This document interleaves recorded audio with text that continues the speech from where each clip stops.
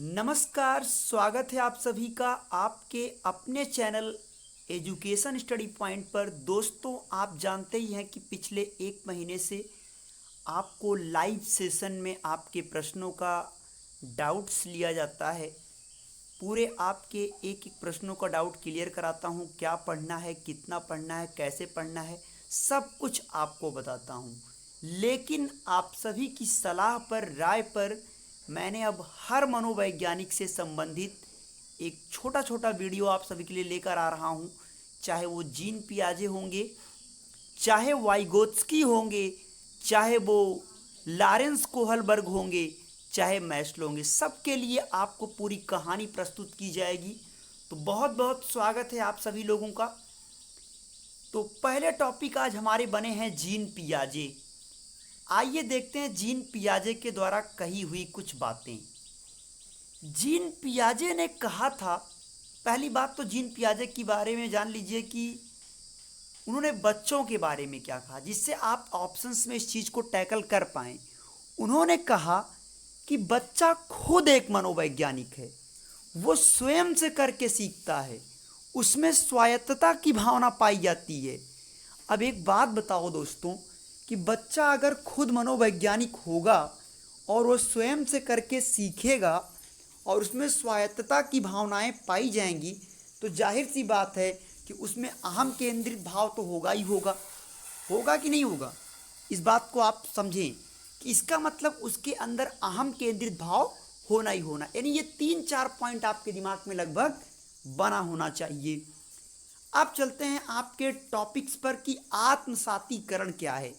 क्योंकि मैंने मुद्दा बनाया था, मैंने ये टॉपिक बनाया था कि बड़े बड़े वीडियोज़ में तो आपको समझाता हूँ, लेकिन 10 मिनट के अंदर कैसे आपको अगर किसी भी मनोवैज्ञानिक के बारे में जानना है तो आप समझ पाएँ। आत्मसातीकरण का मतलब ये होता है जब कोई व्यक्ति किसी टॉपिक को खुद से ट्रिक बनाकर सीखता है तो वो आत्मसातीकरण होता है।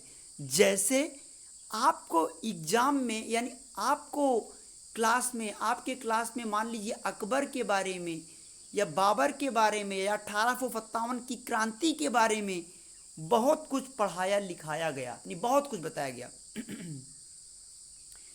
फिर आप घर पे आके उसी टॉपिक पे कुछ कहानियां सेट करते हो, अपने आप से ट्रिक बना के चीज़ों को सेट करते हो, तो दोस्तों वो क्या हो जाता है, जब उस पर आप ट्रिक बना के सेट करते हो, यानी कि अगर आपसे क्या किया जाता है, यहाँ पर आप ध्यान देंगे, जैसे जैसे 1857 की क्रांति के बारे में, बहुत कुछ आपको बताया गया। ठीक है, 1857 की क्रांति के बारे में आपको बहुत कुछ बताया गया। अब उसी में से आप घर पे आते हो तो कुछ बातों को आप खुद से ट्रिक बनाकर चीज़ों को सेट करते हो, तो दोस्तों ये होता है आत्मसातीकरण, यानी उस चीज़ को आपने आत्मसात कर लिया। चलेंगे दोस्त अगले टॉपिक पर। अगला टॉपिक हमारा है, हमारे दोस्त कई बार कन्फ्यूजन में रहते हैं, आखिर स्कीमा क्या होता है। आइए देखते हैं स्कीमा आखिर क्या होता है। देखिए, स्कीमा को भी समझ लीजिए आप। जब कोई व्यक्ति प्राप्त जानकारी को अपने दिमाग में संचित करने का प्रयास करता है तो स्कीमा होता है।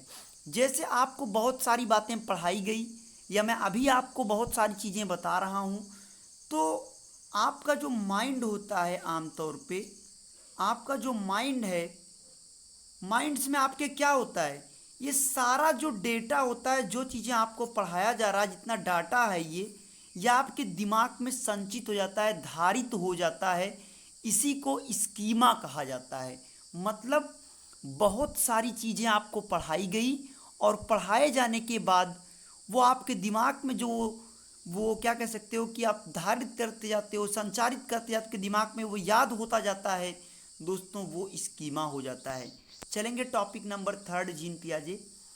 जीववाद क्या है। जब बच्चा सही चीज को सही ना समझकर भी सही बोलता है, वह जब बच्चा सही चीज को सही ना समझकर भी उसको सही बोलता है, यानी वो चीज़ सही नहीं होता है लेकिन फिर भी उसको सही मानता है। जैसे बहुत सारी मैंने आपको बताया था बकवास की बातें, यानी जब बच्चा बकवास की बातें करे, बकवास का मतलब होता है बहुत सारी अनर्गल बातें करे। अनर्गल बातों का मतलब यहाँ पे इनसे है कि जैसे वो आपका वो हाथी का खिलौना लेकर आता है, अब वो ये कहे कि ये मेरा हाथी है, ये उड़ता है, ये तेज़ी से दौड़ता है, या पक्षी का आपने उसको खिलौना दिया तो वो ये कहे कि ये मेरा पक्षी है, ये उड़ता है। मतलब जो चीज़ें सही ना हैं लेकिन फिर भी उसको सही मान बैठता है तो वो आपका जीववाद होता है। अनर्गल की बातें, बकवास की बातें जितना करता है वो जीववाद होता है। अगला टॉपिक, विलोमीयता क्या होती है। आइए इस पे भी हम लोग पहुंचते हैं। बच्चे के द्वारा किसी वास्तविक स्थिति तक ना पहुंच पाना ही विलोमीयता कहलाती है। क्या? जैसे अब भाई सवाल ये उठता है जैसे में क्या आएगा। जैसे हमने कहा कि 3 धन 5 बराबर 8 है ना, इसके बाद हमने क्या किया कि 3 और 5 को मिटा दिया। अब बच्चा ये ना समझ पाए कि 3 और 5 क्या होता है, यही होता है आपकी विलोमीयता, यानी बच्चे के अंदर अभी विलोमीयता के गुण का अभाव है। और ये किस अवस्था में पाई जाती है? पूर्व संक्रियात्मक अवस्था में पाई जाती है। जो जीन पियाजे की 4 संज्ञानात्मक विकास की अवस्थाएं थी उसमें पूर्व संक्रियात्मक अवस्था में विलोमीयता के गुण का अभाव पाया जाता है। चलेंगे दोस्त अगले क्वेश्चन पे, मतलब इसी में एक और टॉपिक उनका समायोजन क्या था।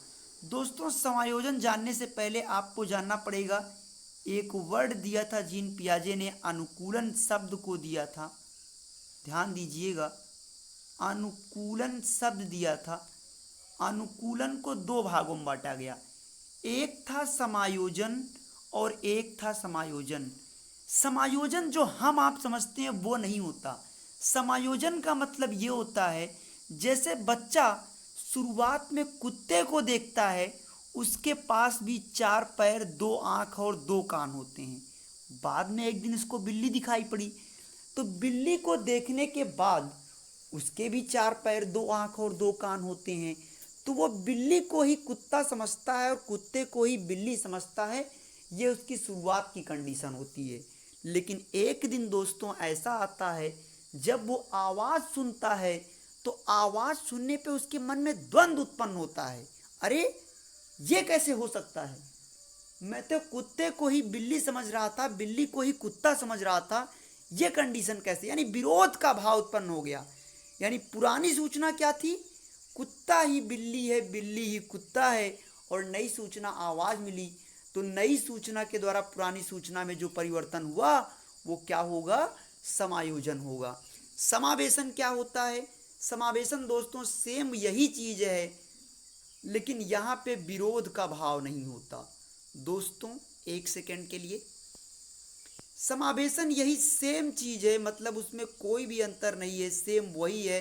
फर्क इतना है कि जैसे पहले दाल और रोटी लोग अलग करके, टेट में सीटेट में आ चुका है, दाल रोटी सब्जी सब मिलाकर खाते थे, लेकिन आज सब अलग अलग करके इन चीज़ों को खाते हैं।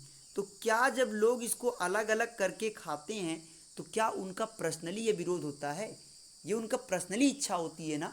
यानी कि यहाँ पे कोई चीज़, जब समावेशन में कोई चीज़ अगर अपनाया जा रहा है तो विरोध उत्पन्न नहीं होता। जैसे अगर आप कोई कपड़ा पहन रहे हो तो समाज विरोध कर सकता है पर आपका कोई खुद का विरोध नहीं होता। लेकिन समायोजन में क्या था, वहाँ पे बच्चे में विरोध का भाव उत्पन्न हुआ क्योंकि वो बिल्ली को कुत्ता और कुत्ते को ही बिल्ली समझता था। तो इस तरह से ये जो टॉपिक्स थे मैंने कोशिश किया है कि आपके एक ही टॉपिक्स में लगभग दोनों चीज़ें, पूरा जीन पियाजे को कवर कर लिया जाए, जो खास इनके पॉइंट्स थे। आई होप आप सभी को पसंद ज़रूर आया होगा। Thank you so much video को वॉच करने के लिए, और जो भी आपको इसमें ना